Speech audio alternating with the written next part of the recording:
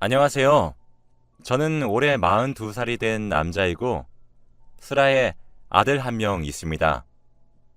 저는 몇 년 전 아내와 이혼을 하고 제 인생이 끝난 줄 알았는데, 기적적인 일이 일어나서 여러분도 삶의 희망을 버리지 않았으면 좋겠다는 마음으로 사연을 보내봅니다.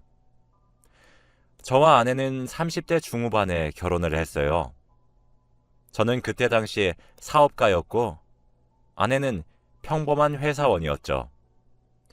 솔직히 그때 제 사업이 너무나도 잘 되어서 저는 나이가 어린 편이었음에도 불구하고 모두의 부러움을 받는 성공적인 사업가였습니다. 아내와 저는 친구의 소개로 만났는데, 친구가 말하기로는 그녀가 저를 옛날부터 좋아했다며 소개를 해달라고 자기한테 부탁을 했다더라고요. 저는 솔직히 사랑보다는 일이 더 좋았고, 여자를 만날 여유도 없었지만, 그래도 저를 좋아한다는 사람한테 만나보지도 않고 거절하는 건 예의가 아닌 것 같아 간단하게 식사만 하고 오려고 했습니다. 저는 회사 근처 근사한 레스토랑에서 그녀를 기다리고 있었는데, 왠지 모르게 떨리는 거 있죠? 물을 먹으면서 심호흡을 하고 있는 그때 그녀가 들어왔습니다. 아내의 첫인상은 정말 예뻤어요. 뒤에서 후광이 비치는 느낌이 들었습니다. 아내는 제 앞에 앉더니 수줍게 안녕하세요 라고 인사를 하더군요. 저도 인사를 하고 같이 식사를 하면서 서로의 이야기를 마음껏 풀어갔습니다. 그런데 오랜만에 일 얘기가 아니라 오로지 나라는 사람에 대해서 이야기를 하니까 너무 기분이 좋고 말도 잘 통하더라고요. 저는 깊은 관계를 만들기 위해서 나온 자리는 아니었는데, 그렇게 잘 맞는 사람과 오랜만에 대화를 해서 식사를 끝마치고도 더 진솔한 대화를 하고 싶었죠. 식사를 마치고 나오니 그녀가 저에게 혹시 전화번호 라고 말하면서 자신의 휴대폰을 건네더라고요. 저는 제 전화번호를 주고 그날은 바로 집으로 돌아왔습니다.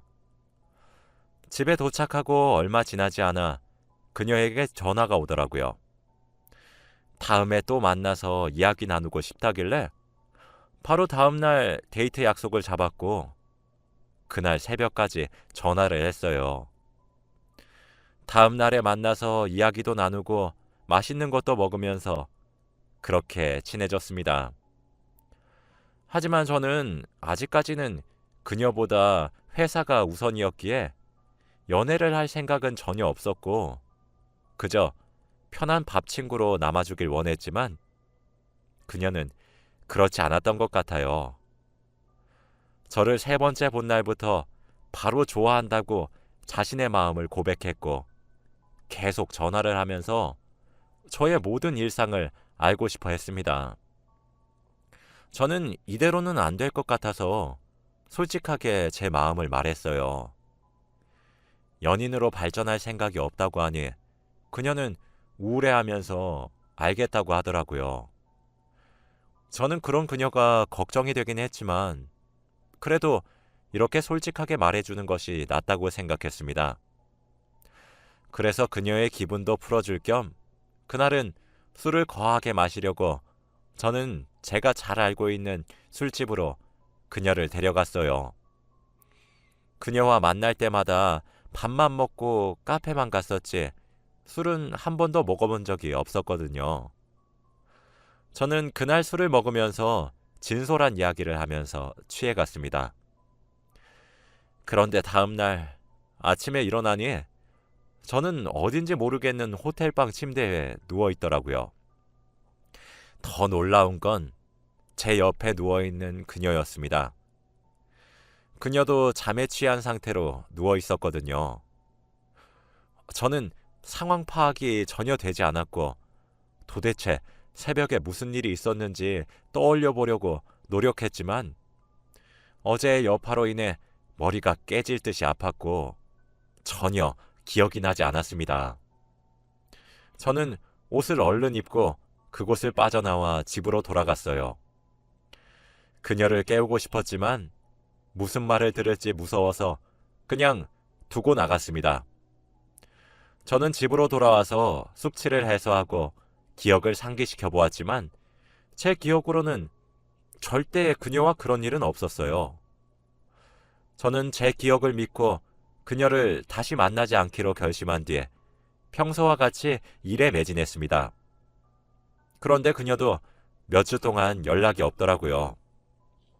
저는 그렇게 저희의 관계가 끝난 줄 알고 저도 연락하지 않았습니다. 그런데 한 달 뒤 누군가 저를 찾아오더군요. 바로 그녀였습니다. 저는 비서에게 돌려보내라고 했지만 비서의 말로는 그녀가 제발 딱 한 번만 만나게 해달라고 사정사정을 한다고 하길래 어쩔 수 없이 그녀를 제 사무실에 들였어요. 그런데 그녀는 한동안 말이 없다가 테이블에 뭔가를 올렸는데 바로 임신 테스트기였죠. 두 줄이 명확하게 나타나 있었고 저는 멍하니 그것만 바라보고 있었습니다.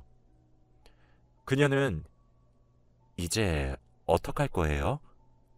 라고 한마디를 하더라고요. 솔직히 저는 그날 일 기억이 하나도 나지 않습니다. 죄송한 말씀이지만 제 아이가 맞나요? 무슨 소리를 하시는 거예요? 제가 여기저기 꼬리 흔들고 다니는 여우 같아요? 그쪽밖에 없어요. 아, 그럼 어떻게 하시고 싶은지. 나을 거예요. 결혼해요, 우리.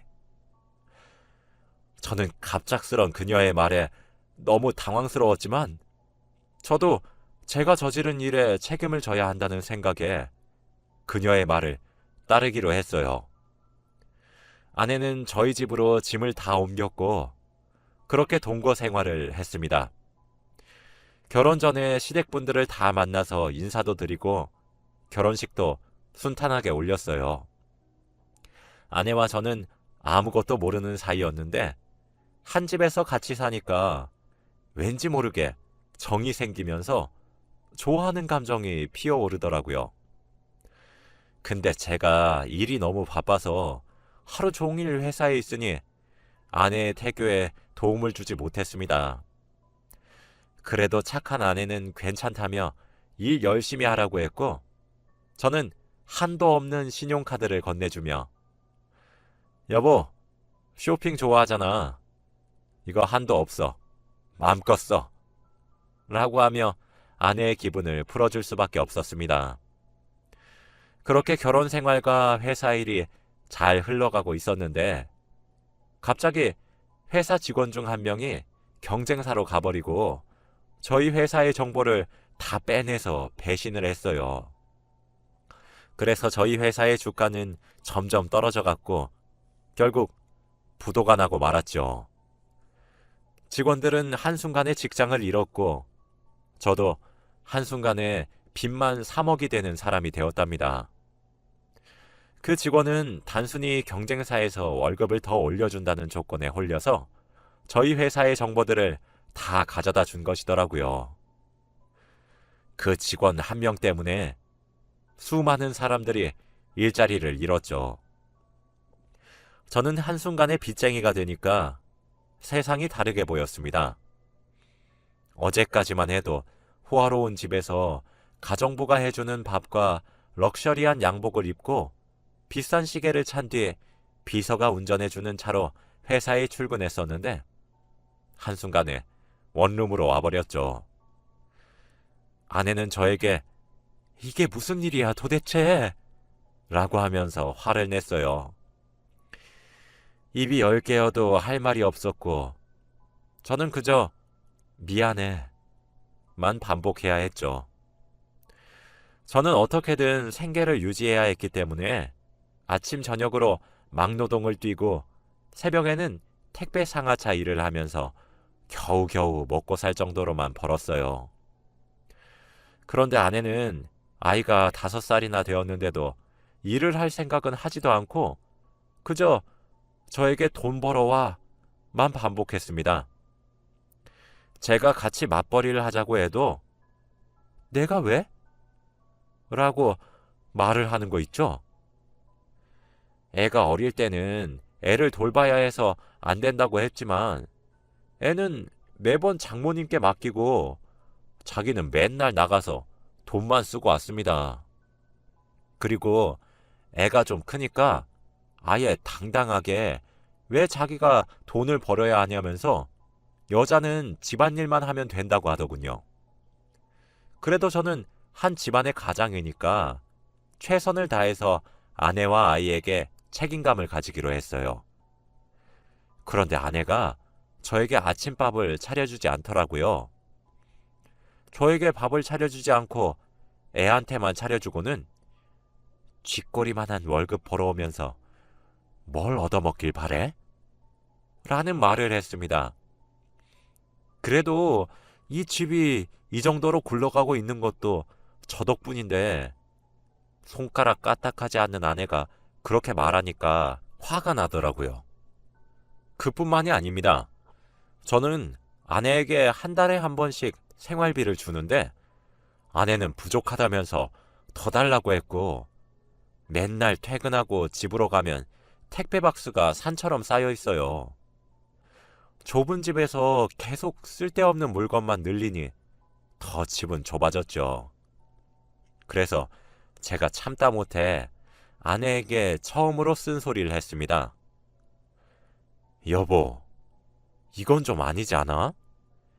여보가 돈 벌어오는 것도 아니고 나 혼자 버는 것도 벅차. 우리 저축하면서 살자. 어? 이런 쓸데없는 물건 사는 것도 좀 고치고. 그리고 나 빚만 3억이야. 우리 아들한테 안 물려주려면 내가 다 갚고 죽어야 하는데 좀 도와줘. 어? 뭐? 도와줘? 그 빚에 내 빚이니? 네가 사업해서 진 빚 아니야? 그리고 뭘 내가 쓸데없는 걸 샀다고 해? 이런 거 시간 지나면 다 쓸 일 있어. 그렇게 싫으면 그냥 이혼해. 아내는 무슨 말만 하면 이혼하자는 말을 달고 살았습니다. 그럴 때마다 저는 안 된다며 우리 아들 보고 다시 생각해달라며 매달렸죠. 아내와 같이 돈 문제로 이야기를 시작하면 다툼은 항상 일어났고 아내는 제 말을 절대 듣지 않았습니다. 고치라고 해도 절대 안 고치죠. 그러고 며칠 뒤 장모님께서 연락이 오시더라고요. 그래서 장모님을 만나러 카페에 가서 장모님 앞에 앉았습니다. 그런데 앉자마자 장모님이 저에게 물컵에 담긴 물을 제 얼굴에 뿌리시더라고요. 저는 너무 당황스러웠죠. 장모님, 이게 무슨... 김서방, 미쳤나? 우리 딸 고생시키지 않는다며. 김서방이 우리 딸 인생 다 망쳐놓고 이래라 저래라 할 자격 있나? 이렇게 한 집에서 같이 살아주는 것만으로도 감사해야지.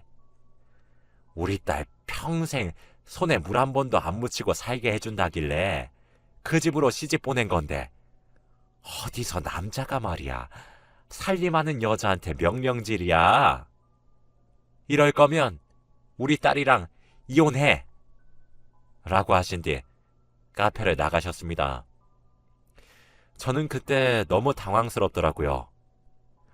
장모님께 한마디도 못 해보고 저는 바로 일을 하러 가야 했습니다. 알고 보니 장인어른이 장모님으로부터 평생 남편 대접 못 받으면서 살아왔더라고요. 시부모님은 집안의 중요한 일은 다 장모님이 결정하셨는데 장모님은 외동딸인 아내한테만 신경 쓰지 장인어른에게는 전혀 관심이 없었고 장인어른은 무슨 일이든 발언권이 없다고 합니다. 저도 장인어른처럼 남편 대접을 못 받고 살 것 같더라고요. 그 뒤로 저는 아내가 뭘 사든 어떻게 하든 단 한마디의 잔소리도 하지 않았습니다. 그런데 아내는 제가 잔소리를 하지 않는 게 괜찮아서 하지 않는다고 생각하는 건지 점점 더 사치를 부리기 시작했고, 하다가 명품까지 당당하게 사들이더군요. 어느 날은 집에 들어가니까 못 보던 명품 가방이 눈에 띄었고, 어디서 났냐고 물어보니 선물 받았다고 하는 겁니다. 분명 아내의 지인 중에서 이런 명품을 선물할 사람이 없지만, 그래도 더 물어보면 장모님께 바로 고자질할까봐 그렇구나 하고 넘겼습니다. 그런데 날이 갈수록 집안에는 명품 물건들이 하나씩 늘어났고, 아내도 점점 사치 부리는 가격의 정도가 커졌어요. 여보, 이것들 다 선물 받은 거 맞아? 아이, 맞다니까? 네 월급으로 이런 거 살 수 있을 것 같니? 네 돈 안 건드려. 카드 명세서를 보니 정말로 거액을 청구한 내역이 없어서 다행이라고 생각했어요. 그런데 어느 날부터는 제가 집으로 들어가도 대놓고 누구랑 전화를 하고 있고 문자를 하는 겁니다. 저는 아내가 씻고 있는 동안 휴대폰을 보니 남자였죠. 돈 많은 남자였습니다. 알고 보니 명품 선물은 그 사람한테 받았던 것이었죠. 저는 아내에게 이게 뭐냐면서 따지니 아내의 대답은 가관이었습니다. 돈 못 버는 게 남자니? 나도 우리 가정을 위해서 노력하는 중이야. 아내가 힘들면 행복하게 해주는 것도 남편의 도리 아니야? 나 지금 행복하니까 건들지 마. 라고 하면서 당당하게 그 남자의 전화를 받고, 아이, 오빠 거리면서 애교를 잔뜩 피우고는 그 남자를 만나러 집 밖을 나갔어요. 그리고 아내는 하루 종일 집에 오지 않았죠. 저는 자고 있는 어린 아들을 껴안고 펑펑 울었습니다. 정말 어떻게 해야 할지 모르겠더라고요. 아내는 당당하게 불륜을 저지르고 있고 빚은 줄어들 생각을 안 하니 5만 가지 생각이 다 들었습니다. 저는 다음 날 아들을 유치원에 보내고 낮부터 술을 마시기 시작했어요. 도저히 맨정신으로는 살 힘이 나지 않아서 술 기운을 빌리기로 했죠. 그렇게 술이 거하게 취하고 저는 집으로 돌아가는 길에 복권 판매점이 눈에 띄더라고요. 평소에 저는 복권을 사는 돈마저 아깝다고 생각해서 한 번도 사본 적이 없는데 왠지 모르게 그날따라 사야 할 것 같았습니다. 그래서 술 냄새를 풀풀 풍기면서 복권 한 장을 샀죠. 결과가 나올 때까지 며칠이 걸렸는데 저는 기대감도 없이 일만 했습니다. 그렇게 며칠 동안 복권을 산 기억을 깜빡 잊은 채로 현생에만 집중했죠. 그런데 저는 토요일 저녁에 갑자기 지갑 속에 넣어둔 로또 종이가 생각이 났고 숫자를 확인해 보니 제가 1등에 당첨된 게 아니겠습니까? 저는 눈을 씻고 다시 봐도 1등이 확실했고 상금은 무려 18억이었어요. 저는 이게 꿈인지 생시인지 전혀 믿기지 않았죠. 그 돈이면 제 빚은 물론 평생 먹고 살 수 있을 정도의 돈이었으니까요. 저는 월요일 아침이 되자마자 은행으로 가서 당첨금을 수령하고 집으로 돌아왔더니 아내가 집에 있었습니다. 저는 당당하게 이혼을 하자고 요구했고 그녀도 이제야 나 풀어주는 거야? 라고 하며 굉장히 좋아하더군요. 너 그 남자랑 살 거야? 아니, 그 남자 유부남이야. 그냥 돈 받아 먹으면서 지내는 거지. 너도 처음엔 돈 많아서 내가 직접된 건데? 날 사랑하긴 했냐? 사랑했지. 너 말고 네 돈. 저는 당당한 아내의 말투에 할 말을 잃었어요. 그렇게 저희 관계는 끝이 났고 아이는 제가 데리고 와서 키우게 되었습니다. 저는 제가 받은 당첨금으로 집도 새로 사고 모든 것을 다 새로 시작했어요. 사업도 조그만하게 다시 시작했는데 한번 해본 경험이 있으니 승승장구하고 있죠. 그렇게 몇 년이 지났고 아들도 어느덧 많이 컸어요. 그런데 어디서 들었는지 아내가 제 이야기를 듣고 저를 찾아왔더라고요. 다시 합치자면서요. 저는 그런 그녀가 우습기만 했고 그 말에 대답을 할 가치도 없었습니다. 아내는 그 남자에게 꽃뱀이라고 배신을 당해서 있는 돈 없는 돈 다 뜯겼고 그 남자의 아내한테 고소까지 당해서 위자료까지 내야 한다고 하더라고요. 결국 또 돈 때문에 저를 찾아온 거죠. 저는 절대 안 된다며 다시는 찾아오지 말라고 내쫓았습니다. 그런데 원래라면 며칠 동안 집착할 아내가 정말로 다시는 안 오더라고요. 저는 다행이다 싶었고 다시 일상으로 돌아왔죠. 그런데 며칠 뒤에 제가 퇴근을 하고 집으로 왔는데 저희 아들이 갑자기 진지하게 저를 앉히더니 아버지, 제가 사고를 쳐서 그런데 합의금 5천만 원이 필요해요. 라는 말을 하는 게 아니겠습니까? 한 번도 사고를 쳐본 적이 없는 착실한 아이가 밖에서 그런 일을 벌였다는 것이 믿기지 않아서 아들에게 누구한테 그랬냐고 물어보니까 말을 잘 못하더라고요. 저는 그때 갑자기 아내가 떠올랐습니다.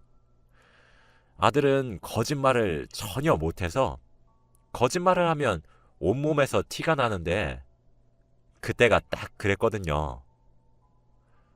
설마 엄마가 널 찾아왔니?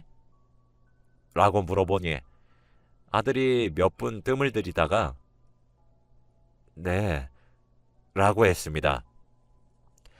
제게 찾아오지 않았던 이유가 바로 아들을 찾아갔기 때문이었죠. 아내는 5천만 원이 필요했고 아들이 달라고 하면 제가 줄 알고 개인적으로 찾아가서 거짓말을 부탁했던 겁니다. 진정으로 그게 부모님의 모습이 맞나요? 저는 너무 화가 나서 아내를 저와 아들에게서 접근 금지 가처분 신청을 했고 절대 저희 근처에 얼씬도 못하게 했습니다. 그렇게 하니 저희 아들도 안심하더라고요. 그렇게 저는 지금까지도 아내의 얼굴을 단 한 번도 본 적이 없어요. 살았는지 죽었는지도 모릅니다. 아들도 엄마를 본 적이 없다고 해요. 여러분, 정말 사람 인생 아무것도 모릅니다. 평생 돈 많은 채로 살 줄 알았던 저도 한순간에 빚쟁이가 되었고 한순간에 로또 때문에 부자가 되었어요. 그런데 확실히 알아차린 게 사람이 밑바닥을 보이니까 사람이 걸러지더군요. 제가 만약 빚쟁이가 되지 않았더라면 아내의 속내를 전혀 모르고 살았을 것 같네요. 그거 하나는 좋은 것 같아요. 제 이야기는 여기까지입니다.